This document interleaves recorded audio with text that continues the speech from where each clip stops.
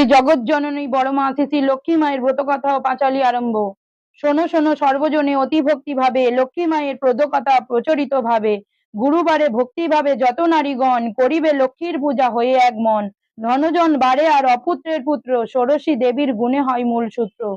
যুগে যুগে আসেন তিনি লক্ষ্মী ঠাকুরানী, নারী শিক্ষা দিয়ে যান হয়ে নারায়ণী। তেমনেতে স্বামী ভক্তি করিলে জগতে, মাতৃজ্ঞানে পূজা করে এই পৃথিবীতে। স্বামীর সোহাগ সেবার গুণে ধনবৃদ্ধি হয়, লক্ষ্মী রূপে শ্রী শ্রী বড়মা দেখালেন তাই। সদাচারে থাকলে ঘরে লক্ষ্মী বাঁধা রয়, অনাচারে থাকলে তার বৃদ্ধিবাম হয়।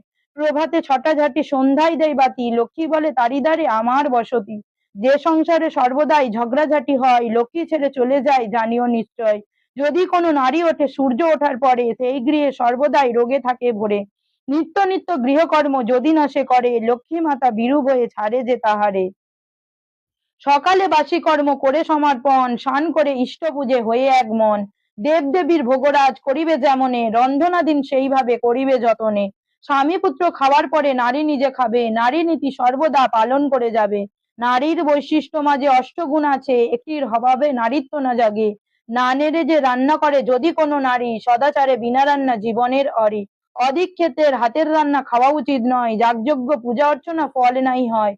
পান ভোজন তার হাতে বিষবাহনী রয়, রোগ শোক দারিদ্র্যেতে ধ্বংস হয়ে যায়। প্রাসান প্রতিমা পূজে যত নারীগণ, স্বামী পূজা বিনা ফল না হয় কখন। প্রতি বিনা সতী আর দুধ বিনা মাখন, প্রতিভক্তি বিনা ভক্তি দুষ্টেরই লক্ষণ। সংসারেতে স্বামীর ধ্যান স্বামী করো সার, স্বামী বিনা জগতে গতি নাহি আর।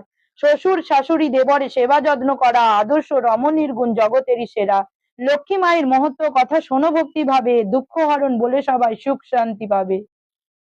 জয় বড়মার জয়, জয় লক্ষ্মী মায়ের জয়, জয় গণেশের জয়, জয় কুবের ভগবান।